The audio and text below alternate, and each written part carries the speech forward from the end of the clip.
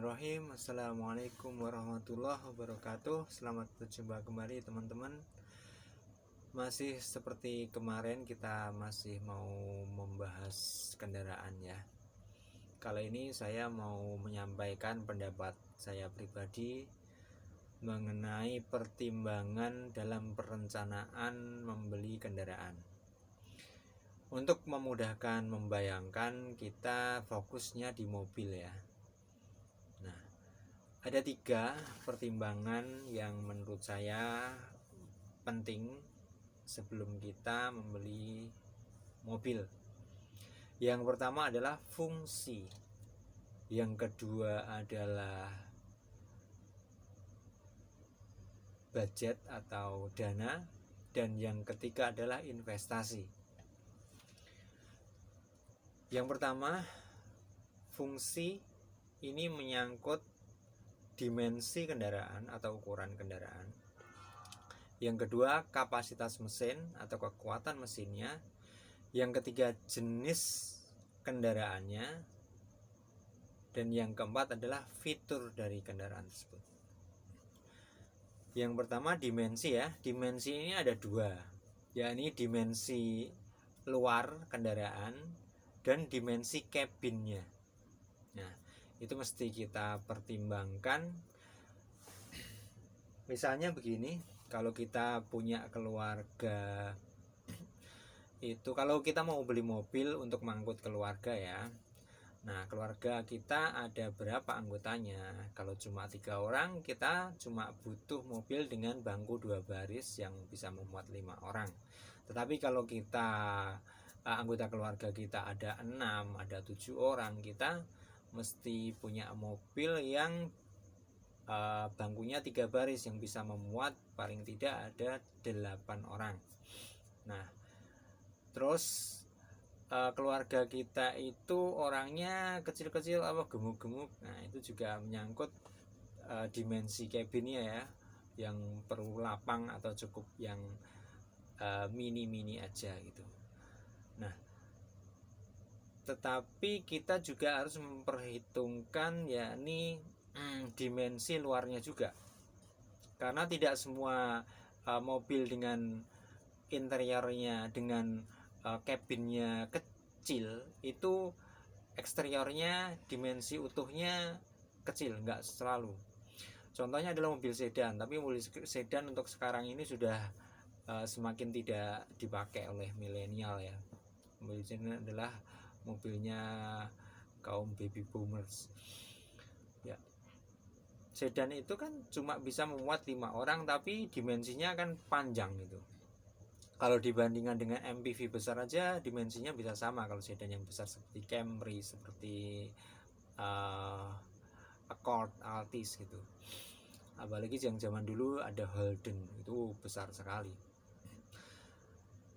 Nah, untuk dimensi luar ini pengaruhnya adalah di dalam berlalu lintas. Semakin besar akan semakin berpotensi, semakin berperan untuk bikin kemacetan lalu lintas, karena membutuhkan ruang di jalan yang lebih besar dan juga ruang parkir yang lebih besar pula. Nah, dimensi eksterior dan dimensi cabin ini mesti kita pertimbangkan. Kalau kita beli mobil mau untuk angkut-angkut barang, kita pilih pickup ya, pickupnya yang dimensi gimana, yang pickup yang besar atau yang kecil, itu mesti kita pertimbangkan biar efektif, biar efisien dalam kita pakai. Yang kedua adalah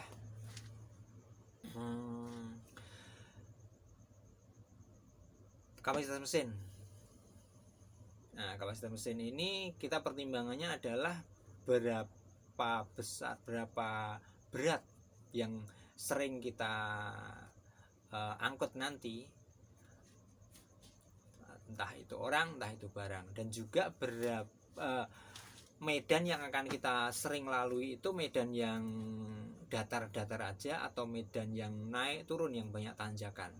Nah, ini membutuhkan, kalau yang untuk banyak tanjakan dan juga untuk mengangkut barang atau orang yang banyak beban yang berat, itu membutuhkan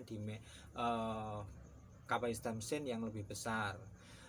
Dan kapasitas mesin ini kan pengaruhnya juga pada konsumsi bahan bakar dan juga tingginya emisi.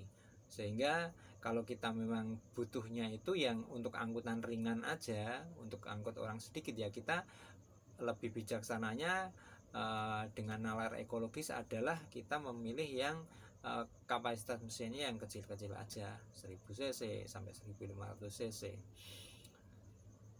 misalnya begitu. Kemudian yang ketiga adalah jenis kendaraannya. Jenis kendaraan menentukan efektivitas dari fungsi kendaraan tersebut.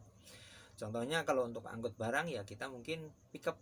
Nah kalau barangnya itu nggak boleh kena hujan-hujan, ya kita pakai mobil box atau blind van. Atau kalau kita itu mau beli mobil untuk bisa mengangkut keluarga dan juga sekaligus bisa dipakai juga untuk mengangkut barang yang banyak, nah, kita bisa memilih kendaraan yang untuk keperluan itu, bisa mengangkut keluarga dan juga bisa dipakai untuk mengangkut barang dalam jumlah banyak. Misalnya ada Grand Max, bisa mengangkut banyak orang sampai 12 orang dan bisa mengangkut banyak barang, cabinnya lapang. Terus yang keempat adalah belum lagi yang ini lagi tentang fungsi tadi ya, jenis kendaraan tadi ya, itu kita mau pakai di jalan-jalan mulus atau jalan-jalan yang rusak atau jalan-jalan berlumpur. Nah itu kita pertimbangan juga pada jenis kendaraannya. Kalau yang jalan-jalan rusak, jalan-jalan berlumpur, kita perlu pakai SUV yang memang dirancang untuk itu dengan kaki-kaki yang cocok untuk jalur off-road. Tapi kalau yang untuk jalan-jalan kota, jalan-jalan yang mulus, ya kita cukup pakai mobil-mobil yang didesain untuk perkotaan. Kemudian fitur. Nah, fitur adalah kelengkapan dari kendaraan itu, yang saat ini sudah banyak mobil dengan fitur-fitur yang sangat canggih, sampai untuk ngapa-ngapain aja kita tinggal ngomong aja mobilnya udah bisa gerak sendiri, kita tinggal nyuruh aja. Contohnya mau buka jendela, kita tinggal suruh hello buka jendela, atau kita mau memarkir mobil itu udah mobilnya otomatis parkir sendiri gitu, ke ruang parkirnya bisa pas begitu. Nah, fitur-fitur itu dibikin dengan teknologi yang canggih, yang memerlukan piranti elektronika. Nah, kita mesti memperhatikan hal itu. Sebenarnya kalau kita mau jujur, itu fitur-fitur canggih dari mobil itu banyak yang sebenarnya kita tidak perlu. Itu hanya diperlukan bagi orang yang khusus, mungkin orang yang lemah, yang memiliki kekurangan fisik, mungkin orang yang obesitas, yang sulit bergerak, itu membutuhkan fitur-fitur yang canggih itu. Tapi kalau orang-orang yang biasa-biasa, yang normal-normal aja, sehat-sehat aja, itu hanya akan termanjakan oleh fitur-fitur itu, yang seperti yang saya sampaikan kemarin di tulisan saya itu, secara psikologis fitur-fitur yang canggih itu bisa melemahkan kepekaan kita dalam mengemudi mobil, akan membuat kita menjadi malas, menjadi termanjakan. Itu malah tidak baik bagi pribadi kita. Nah, makanya kita jangan sampai terjebak dengan fitur-fitur canggih dari mobil itu.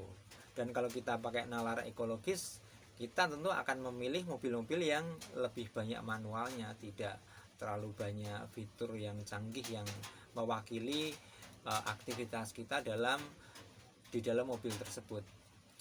Karena semakin tingginya, seperti yang saya katakan tadi, semakin canggih itu akan semakin banyak pula perangkat elektronik, yang mana perangkat elektronik itu, komponen-komponen elektronik adalah banyak yang merupakan, kalau sudah jadi sampah adalah sampah B3, sampah yang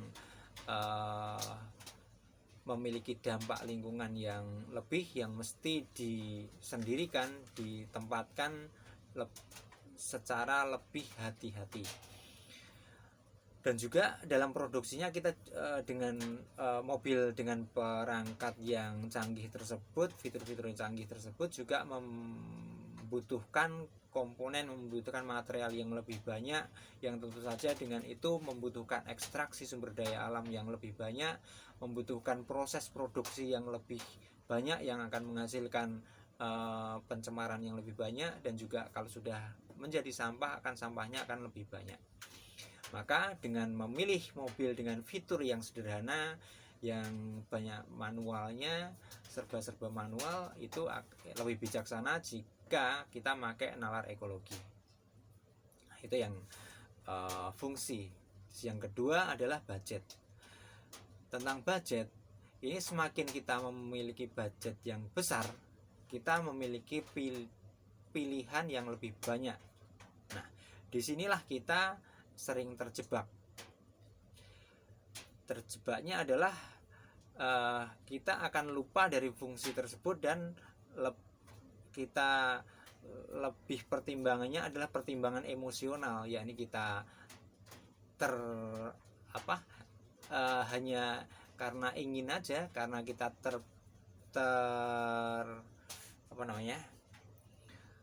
terbuai oleh iklan, pengen lihat orang, wah kayaknya asik, wah keren ya punya mobil kayak gitu. Dari rasa-rasa ingin itu sampai fungsi yang sebenarnya kita butuhkan itu terlupakan. Nah, itu jangan sampai terjadi ketika kita memiliki budget yang lebih. Nah, tipsnya bagaimana? Tipsnya adalah kita mengingat bahwa dana tersebut adalah pemberian Tuhan, karunia Tuhan kepada kita. Karunia Tuhan harus kita syukuri. Cara mensyukurinya adalah menggunakannya secara efektif dan efisien. Nah, dengan kita menyadari hal tersebut, kita insya Allah akan lebih bijaksana dalam memilih mobil. Nah, kalau pakai nalar ekologi, ketika kita punya budget yang cukup untuk membeli mobil baru, kita tidak membeli mobil baru, tetapi kita membeli mobil bekas, bahkan mobil yang sudah lawas, sudah tahun tua, sudah usianya 30 sampai 40 tahun.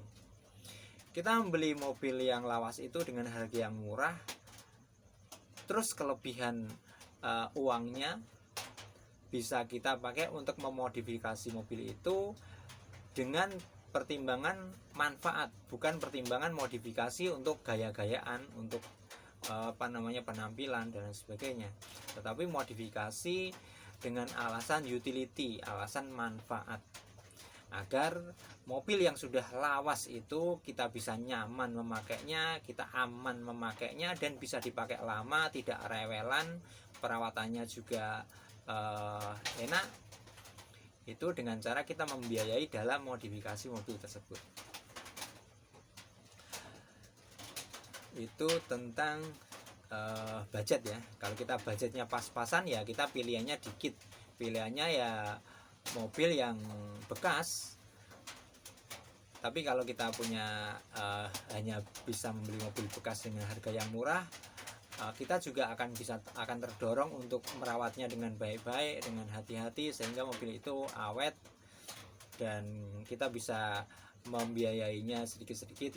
Ketika kita mendapatkan rezeki, kita biayai dikit untuk menambah kualitas dari mobil tersebut.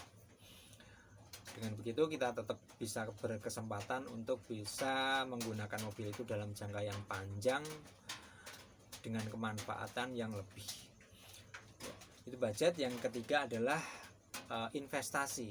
Investasi kaitannya adalah dengan budget tersebut. Kalau kita sudah memikir investasi, mobil itu tidak hanya untuk kita pakai saja, tapi kita memikir jangka panjangnya. Nah, mobil ini nanti bisa saya pakai dalam waktu berapa puluh tahun ya. Nah, Dengan kita berpikir seperti itu, kemudian kalau kita sudah tua, sudah tidak terlalu membutuhkan mobil ini lagi, nanti mobil ini bagaimana ya nasibnya? Kalau dijual masih laku apa enggak? Harganya jatuh apa enggak? Atau apakah masih bisa digunakan oleh anak saya? Nah, kalau kita sudah berpikir seperti itu, tentu kita akan tergerak untuk menggunakan mobil tersebut dengan sebaik-baiknya.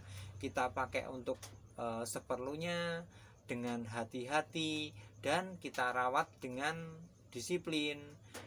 Kita berikan hak-haknya dalam perawatan itu, sehingga mobil itu akan awet dan bisa kita pakai lama, manfaatnya akan maksimal, dan malah bisa kita wariskan kepada generasi mendatang, yang membuat mobil yang kita beli dalam keadaan sudah lawas, sudah hampir jadi sampah itu menjadi memiliki usia yang sangat panjang, sehingga